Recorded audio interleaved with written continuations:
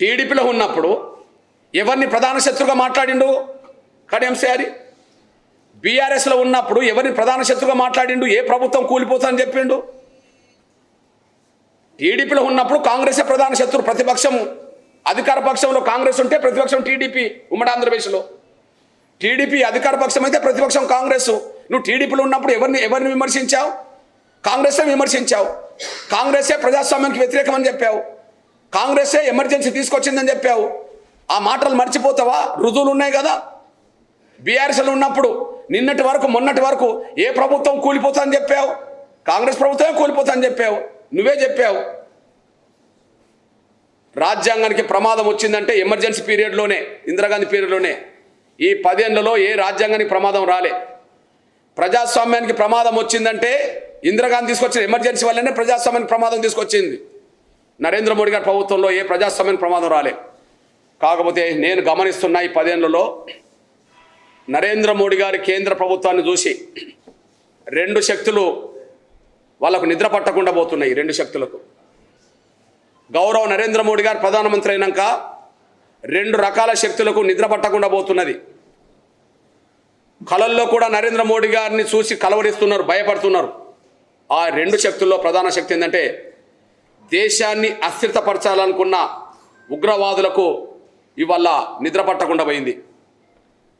దేశాన్ని అస్థిరపరచాలనుకున్న పాకిస్తాన్ ప్రోత్సాహంతో దేశంలో చొరబడి అస్థిరత్వాన్ని తీసుకురావాలనుకున్న ఉగ్రవాదులకు నిద్ర పట్టకుండా పోయింది. ఆ ఉగ్రవాదులను పంపాలనుకున్న పాకిస్తాన్కి ఇప్పుడు నిద్ర లేకుండా పోతున్నది. ఉగ్రవాదులకే కాదు, ఉగ్రవాదులను ప్రోత్సహించాలనుకున్న, దేశాన్ని అస్థిరత్వం నెట్టాలనుకున్న పాకిస్తాన్కే నిద్ర పట్టకుండా పోతున్నది. అంటే ఉగ్రవాదుల జాడ అడ్రస్ లేకుండా పోతున్నది. వాళ్ళని ప్రోత్సహించాలనుకున్న పాకిస్తాన్కు నిద్ర లేకుండా పోతున్నది. అందుకనే డైరెక్ట్ చైనా రంగం మీదకి రాబోతున్నది. అట్లాంటి చైనాను ఎదుర్కొనే దమ్ము నరేంద్ర మోడీ గారికి ఉంటుందే కానీ ఇంకా ఎవరికి ఉండదనే విషయం స్పష్టంగా రుజువుతున్నది. రెండోది ఎవరికి నిద్ర పట్టకుండా పోతున్నది? ఈ దేశంలో అవినీతికి పాల్పడ్డ వాళ్ళను నిర్దాక్షిణ్యంగా జైల్లో పెడుతున్నది. కాంగ్రెస్ గత 10 ఏళ్ల కాంగ్రెస్ పాలనలో, గౌరవ నరేంద్ర మోడీ గారు ప్రధానమంత్రి కాకముందున్న 10 ఏళ్ల పాలనలో నిత్యం ఏదో స్కామ్ అంటూ దేశ ప్రజల ముందు రోజు స్కామ్ల గురించి మాట్లాడేది. దేశ ప్రజలు ప్రతిరోజు ఒక స్కామ్ గురించి చర్చించేది. కానీ వాళ్ళ అవినీతి పరులను వాళ్ళు ఎమ్మెల్యేలా, ఎంపీలా, మంత్రులా, ముఖ్యమంత్రులను చూడకుండా ఖచ్చితంగా జైల్లో పెడుతున్నది గౌరవ నరేంద్ర మోడీ గారి ప్రభుత్వమే. అంటే ఇక్కడ నిద్ర పట్టకుండా పోతున్నది ఎవరికి? దేశాన్ని అస్థిరత్వంలోకి తీసుకెళ్లాలనుకున్న వాళ్ళకు నిద్ర పట్టకుండా పోతున్నది. వాళ్ళు ఉగ్రవాదులను ప్రోత్సహించే పాకిస్తాన్. ఉగ్రవాదులకు ఇప్పుడు అడ్డా లేకుండా పోయింది, పాకిస్తాన్కు దిక్కు లేకుండా పోయింది. అవినీతి పరులు ఎంతటోళ్ళైనా బయట ఉండే పరిస్థితి లేదు, వాళ్ళు జైలుకి వెళ్ళే పరిస్థితి వచ్చింది. నిజంగా చెప్పాలంటే ఇప్పుడు ఏ పార్టీలో ఉన్నా, ఏ ప్రభుత్వంలో ఉన్నా అవినీతికి పాల్పడితే ఏదో రకమైన కఠిన చర్యలు గౌరవ నరేంద్ర మోడీ గారి ప్రభుత్వంలో ఉంటాయని చెప్పి వాళ్ళు ఇవాళ ఒళ్ళు దగ్గర పెట్టుకొని జాగ్రత్తగా వాళ్ళు ముందుకెళ్తున్నారు. ఇది మనం చూస్తున్నాం ఇప్పుడు. కాబట్టి మనకు అర్థమవుతున్నది ఏంది? ప్రజాస్వామ్యానికి ప్రమాదం ఏమి రాలే ఈ 10 ఏళ్లలో, కానీ అవినీతి పరులకు మాత్రం భయం పడుతుంది. రాజ్యాంగానికి ప్రమాదం రాలే, కానీ దేశాన్ని అస్థిరత్వం తీసుకెళ్లాలనుకున్న వాళ్ళకి నిద్ర పట్టకుండా పోతున్నది. అందువల్ల మళ్ళీ నరేంద్ర మోడీ గారు మూడోసారి ప్రధానమంత్రి అవుతేనే దేశ భద్రత, దేశ గౌరవం, దేశ అభివృద్ధి మరింత ముందుకు సాగుతుంది. ఇప్పుడు మనకు పాకిస్తాన్తో ప్రత్యక్ష యుద్ధం జరిగే పరిస్థితి కంటే చైనా రంగం మీదకి వచ్చే పరిస్థితి ఉన్న ఈ సమయంలో, పత్రికలు, మీడియా అంతా ప్రచారం చేస్తున్న సమయంలో ఆ చైనాను ధీటుగా ఎదుర్కోవాలంటే 28 పార్టీల అంతర్గత కొట్లాడుకునే పార్టీల అధికారం వస్తే ఈ దేశాన్ని కాపాడుకోలేరు. కానీ నరేంద్ర మోడీ గారు మరోసారి వస్తేనే ఈ దేశాన్ని కాపాడుకోగలుగుతాడు, దేశ గౌరవాన్ని పెంచగలుగుతాడు అనే విషయం మేము స్పష్టం చేస్తున్నాం. ఇకపోతే ఆధారాలు లేని ఆరోపణలు చేసేయడంలో, విలువలేని రాజకీయాలు నడపడంలో కడియం శ్యారి ప్రధాన పత్ర పోషితులు కనిపిస్తున్నది. బీజేపీ అధికారంకి వస్తే రిజర్వేషన్ పోతాయట. బీజేపీ అధికారంలోకి వస్తే మళ్ళా నరేంద్ర మోడీ గారు ప్రధానమంత్రి అయితే రిజర్వేషన్లు ఎత్తేస్తారట. ఏ రిజర్వేషన్లు ఎత్తేస్తారు? ఇప్పుడు గతించిన 10 ఏళ్లలో ఎవరు రిజర్వేషన్లు ఎత్తేసారు? ఒక విషయం ఏంటంటే గత ఈ 10 ఏళ్లలో ఎవరి రిజర్వేషన్లు ఎత్తేయలేదు, కానీ లేని వర్గాలకే రిజర్వేషన్లు తెచ్చాడు అతను. ఉదాహరణకు ఎస్సీలకు బీసీలకు రిజర్వేషన్లు ఉన్నాయి. ఆ రిజర్వేషన్లను ఎత్తేయలే. కానీ అగ్రకులాల పేదలకు రిజర్వేషన్లు లేవు. ఈడబ్ల్యూఎస్ రిజర్వేషన్లు తీసుకొచ్చింది నరేంద్ర మోడీ గారే. అగ్రకులాల పేదలకు రిజర్వేషన్లు లేవు. ఈడబ్ల్యూఎస్ రిజర్వేషన్లు 10% రిజర్వేషన్ తీసుకొచ్చింది నరేంద్ర మోడీ గారే. దేశాన్ని ఎంతోమంది ప్రధానమంత్రులుగా పరిపాలించారు, కానీ మరి ఉన్నాయి కాపాడుతూ లేని వాళ్ళకు రిజర్వేషన్ తెచ్చింది నరేంద్ర మోడీ గారు అనే విషయం సోయిలేని వాళ్ళకి గుర్తు రాదేమో, కానీ సోయిన వాళ్ళకి మాత్రం గుర్తుంటుంది. ఇక పోతే మహిళల పక్షాన గట్టిగా నిలబడ్డది.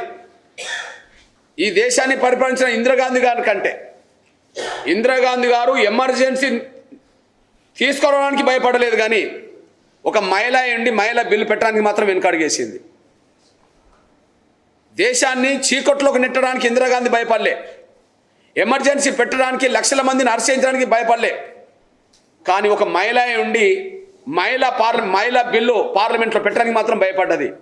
ఒక మహిళలకు న్యాయం చేయలేదు. గత 10 ఏళ్ళు యూపీఏ ప్రభుత్వంలో 10 ఏళ్ళు యూపీఏ చైర్పర్సన్ ఉండబడి సోనియా గాంధీ గారు ఉన్నా కూడా మహిళా బిల్లు ఆమోదం పొందలేకుండా పోయింది.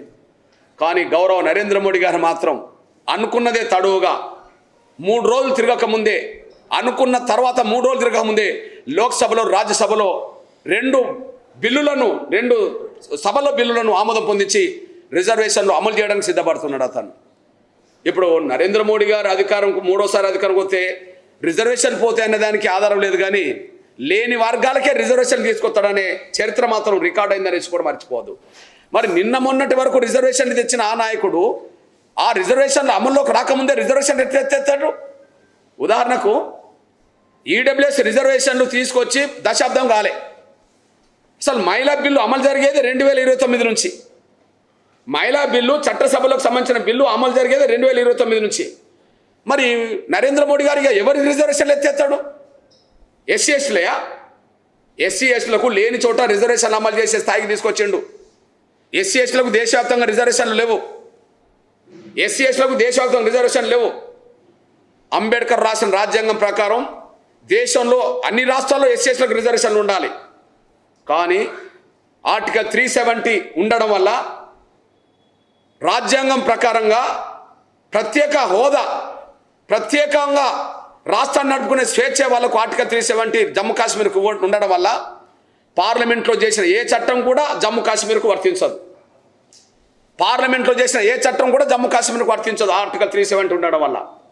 కానీ ఎప్పుడైతే ఆర్టికల్ 370ని రద్దు చేయించిండో, దమ్ము ధైర్యం ఉన్న నాయకుడు రద్దు చేయించిండో, ఇప్పుడు జమ్మూ కాశ్మీర్లో ఎస్సీఎస్టీలకు రిజర్వేషన్లు అమలు జరగబోతున్నాయి. ఇప్పుడు చెప్పండి, జమ్మూ కాశ్మీర్లో రేపు అమలు జరుగుతాయి. ఎప్పుడు? ప్రధానమంత్రి అన్నాడు కదా, అతి త్వరలోనే జమ్మూ కాశ్మీర్కు రాష్ట్ర హోదా ఇచ్చి అక్కడ ఎన్నికలు జరగబోతున్నాయని చెప్పి.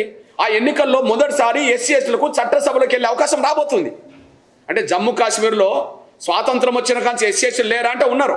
మరి రిజర్వేషన్లు ఉన్నాయంటే లేవు. ఎందుకు లేవు? ఆర్టికల్ 370 ఉండడం వల్ల అక్కడ రిజర్వేషన్లు లేవు. ఆర్టికల్ 370 రద్దు చేసిన తర్వాత ఎస్సీఎస్టీలకు రిజర్వేషన్లు అక్కడ అమలు జరగబోతున్నాయి.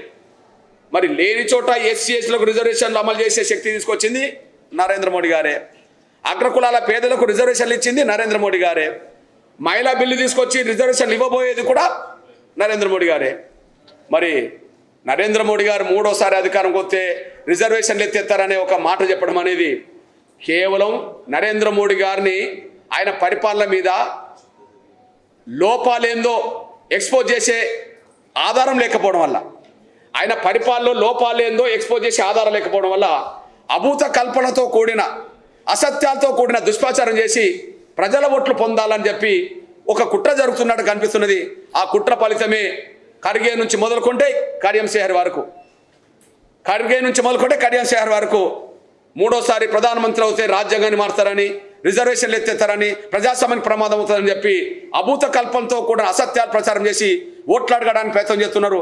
ప్రజలు చైతన్యవంతులు, ప్రజలు ఆలోచిస్తున్నారు. నరేంద్ర మోడీ గారి ప్రభుత్వం వల్ల దేశ భద్రతకు గ్యారెంటీ ఉన్నది. నరేంద్ర మోడీ గారి ప్రభుత్వం వల్ల రిజర్వేషన్లకు గ్యారెంటీ ఉన్నది. నరేంద్ర మోడీ గారి ప్రభుత్వం వల్ల రాజ్యాంగానికి గ్యారెంటీ ఉన్నది. నరేంద్ర మోడీ గారి ప్రభుత్వం వల్ల స్వేచ్ఛకు కూడా గ్యారెంటీ ఉన్నది. కానీ గ్యారెంటీ లేనిది ఏంటంటే అవినీతి పరులకు స్వేచ్ఛ అనే గ్యారెంటీ లేదు, లేదా ఉగ్రవాదులకు స్వేచ్ఛ గ్యారెంటీ లేదు. గ్యారెంటీ మాత్రం పేద వర్గాలకు ఉన్నది. ఆ విషయాన్ని మర్చిపోద్దని చెప్పి నేను స్పష్టంగా చెప్తున్నాను.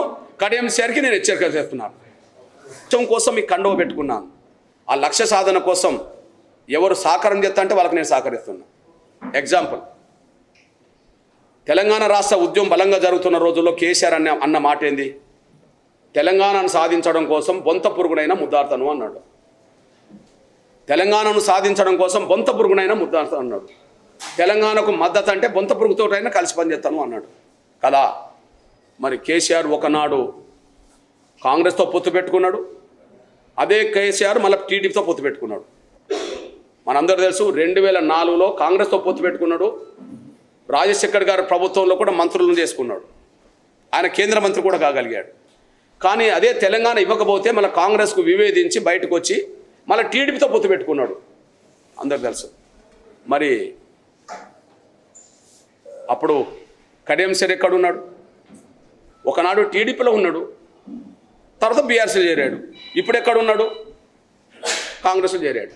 నేను అంటున్నా, తెలంగాణ రాష్ట్రాన్ని సాధించడం కోసం బొంత పురుగునైనా ముద్దాడడం కరెక్టే అవుతే, ఎస్సీ వర్గీకరణ సాధించడం కోసం ఎవరు ముందుకొచ్చి మాకు సహకారం చేస్తానన్నా వాళ్ళకి సహకరించడం నాది కూడా కరెక్టే కదా.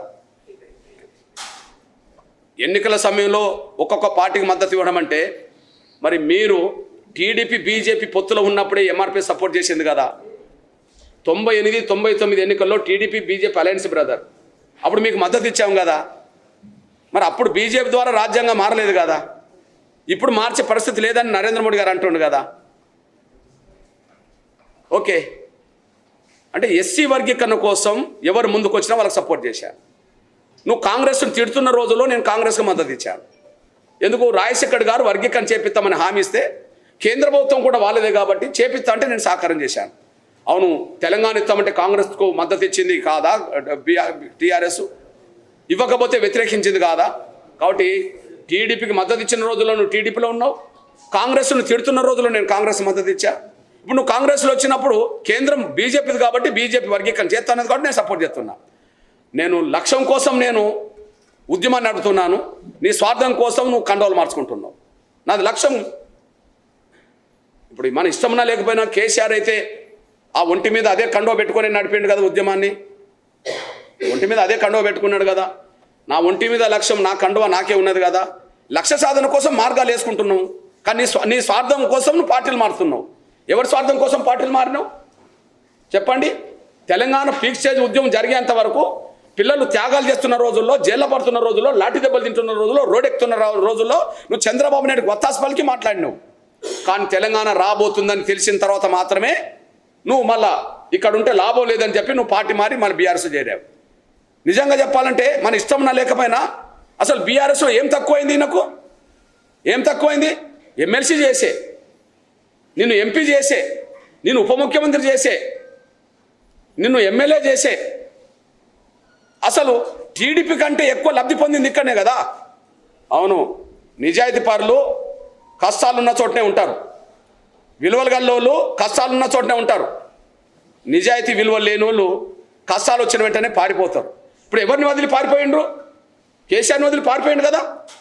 కేసీఆర్ కష్టాల్లో ఉన్నాడు అనుకుందాం, బీఆర్ఎస్ కష్టాల్లో ఉన్నది అనుకుందాం. ఆయన ద్వారా లబ్ధి పొందిన నువ్వు కష్టాలున్న సమయంలో కదా ఆయన పక్కన ఉండాల్సింది, కష్టాలున్న సమయంలో కదా ఆయనకు తోడు ఉండాల్సింది. ఇది వాస్తవమే కదా. నేను ఉండాల్సిన అవసరం లేదు.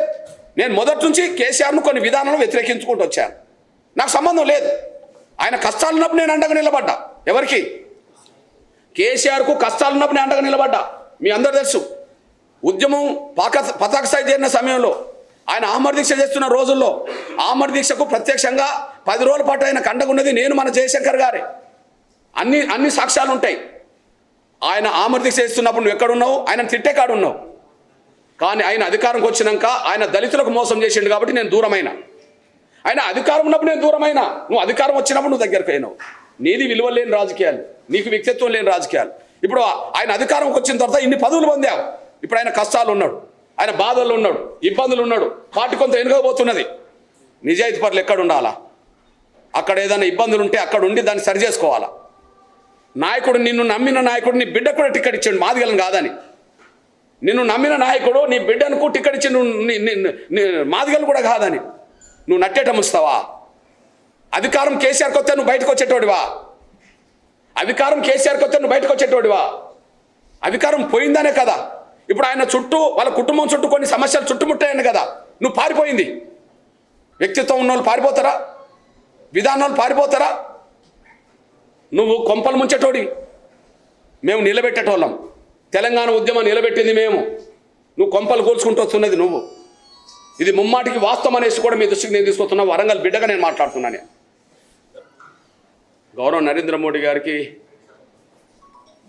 ఒక మాట ఇచ్చాము, సార్ వర్గీకరణ మీరు చేయండి, మీకు అండగా ఉంటామని. చేసే ప్రక్రియ ముందుకు సాగుతున్న సమయంలో ఎన్నికలు వచ్చినాయి. ఆయనకు అండగా ఉండడం, ఆయనకి ఇచ్చిన మాట ప్రకారం మా బాధ్యత. మాకు వ్యక్తిగతంగా ఈ పదవులు కావాలని మాకు లేదు కాబట్టి మేము ఈ విధానాలకి కట్టుబడినాం. ఆయనకు అండగా నిలబడతాం, మా శక్తి మేరకు అండగా నిలబడతాం. వరంగల్నే కాదు, దేశంలో ఎంఆర్పీఎస్కి ఎక్కడ ఎంత శక్తి ఉంటే అంత శక్తి నరేంద్ర మోడీ గారికి అండగా నిలబెడుతున్నాం. ఎందుకంటే ఆయన వల్లనే దేశం బాగుపడుతున్నది, ఆయన వల్లనే దేశం భద్రంగా ఉన్నది, ఆయన వల్లనే రిజర్వేషన్లు కాపాడబడతాయి. అన్ని వల్ల అన్నీ ఉంటాయి. ఆయన పోతే ఉన్నాయి పోతాయి. మళ్ళీ పాకిస్తాన్ ఎంతోమంది తీవ్రవాదులు పంపుతుంది. మనం అంతకుముందు ప్రతిరోజు ప్రతి సందర్భంలో అక్కడ నుండి వచ్చిన తీవ్రవాదులతో వీళ్ళు చచ్చిపోయిండు, వాళ్ళు చచ్చిపోయిండు, ఇక్కడ జరిగింది, అక్కడ జరిగింది. ఇప్పుడు అవేం కనుమరుగైపోయినాయి. పంపాలనుకున్న పాకిస్తానీ వాళ్ళ నిద్రపోయే భయంతో ఉన్న పరిస్థితి నెట్టబడ్డది. గౌరవ నరేంద్ర మోడీ గారు సమర్థవంత పాలనే కదా మనకు అంతో ఇంత భద్రత వచ్చింది. ఇవాళ ప్రపంచంలో ఏ దేశ ప్రధానమంత్రికి దక్కనంత గౌరవం ఇతర దేశాలకు వెళ్ళినప్పుడు మన ప్రధానమంత్రికి దక్కుతున్నది కదా. ఆయనకు గౌరవం దక్కడం అంటే భారతీయులందరికీ దక్కినట్టే కదా, మనం కూడా గౌరవపడతాం కదా. కాబట్టి మనం అభూత కల్పనతో కూడా అసత్యాల ప్రచారాన్ని నమ్మకుండా వాస్తవాలను విశ్లేషించుకుంటే నరేంద్ర మోడీ గారు మూడోసారి ప్రధానమంత్రి కావడమే మనకు శ్రీరామ రక్షణ అనే విషయం కూడా మీ దృష్టి తీసుకొస్తున్నా. ఈ విషయంలో అతి త్వరలో నా బీసీల చైతన్యం కూడా చేస్తాను. ఎందుకంటే జనరల్ సీట్లు 12 ఉంటే 6 ఇప్పటికే రెడ్లకు ఇచ్చుకున్నారు. జనరల్ సీట్లు 12 ఉంటే 6 ఇప్పటికే రెడ్లకు ఇచ్చుకున్నారు. ఇది ఎట్లా న్యాయం అవుతుంది? 50% ఉన్న బీసీలకు 6 ఎందుకు రావు జనరల్ స్థానంలో? 17లో 8 లేదా 9 సీట్లు బీసీలకు రావాలి. ఇప్పుడు కాంగ్రెస్ ప్రకటించింది 2 మాత్రమే ప్రకటించింది. మరి జనరల్ సీట్లు 6 రెడ్లకే ఇచ్చుకున్నారు. ఇంకా ప్రకటించే దాంట్లో ఖమ్మం పెండింగ్లు ఉన్నది, కరీంనగర్ కూడా పెండింగ్లు ఉన్నది. నా బీసీలు కూడా చెప్పదలుచుకున్నా, రిజర్వేషన్ సీట్లు అంటే మాలలకు పోతున్నాయి, మాదిగలు కాకుండా పోతున్నాయి. జనరల్ సీట్లు అంటే రెడ్లకు పోతున్నాయి. కాంగ్రెస్ను గెలిపించింది, రేవంత్ రెడ్డిని ముఖ్యమంత్రి చేసింది మాలలను రెడ్లేనా? కాంగ్రెస్ను గెలిపించింది, రేవంత్ రెడ్డిని ముఖ్యమంత్రి చేసింది మాలలను రెడ్లేనా? బీసీలు ఓట్లేయలే, బీసీలకు న్యాయం జరగద్దా? మాదిగలు మెజార్టీ కదా, మాదిగలకు న్యాయం జరగద్దా? మాదిగల్ని అణచివేసి బీసీలను అణచివేసి కాంగ్రెస్ ఎంతకాలం పరిపాలిస్తుంది? రేవంత్ రెడ్డి గారు ఎంతకాలం పరిపాలిస్తాడు? రేవంత్ రెడ్డికి తెలియకుండానే మహబూబ్నగర్ రెడ్డోళ్ళకి వచ్చిందా? రేవంత్ రెడ్డికి తెలియకుండానే నల్గొండ రెడ్డోళ్ళకి వచ్చిందా? భువనగిరి రెడ్డోళ్ళకి వచ్చిందా? మల్కాజ్గిరి రెడ్డోళ్ళకి వచ్చిందా? చేవెళ్ళ రెడ్డోళ్ళకి వచ్చిందా? నిజామాబాద్ రెడ్డోళ్ళకి వచ్చిందా? అంటే తన రెడ్లకు మాత్రం ఇప్పించుకుంటాడు, మాలల కుటుంబాలకు ఇప్పించుకుంటాడు.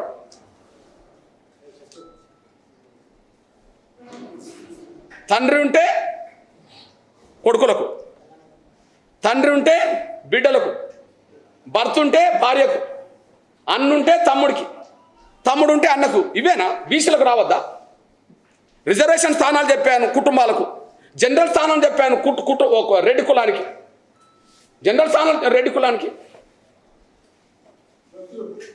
నల్గొండ చూస్తే నల్గొండ జనరల్ సీట్లని రెడ్ల, ఒక ఆలేరు మినహాయించి నల్గొండ జనరల్ సీట్లని రెడ్ల, మొత్తం ఆలేరు నియోజకవర్గం మినహాయించి మొత్తం రెడ్లే, ఎస్సీలు పోను. ఇది ఎట్లా న్యాయం అవుతుంది?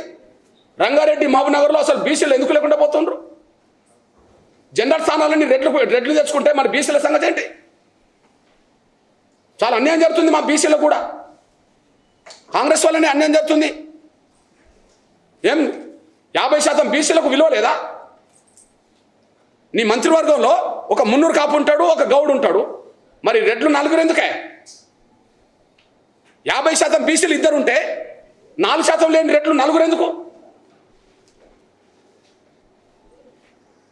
రేవంత్ రెడ్డిది రెడ్డి పాలపాల కళ్ళ ముందు కనిపిస్తున్నది.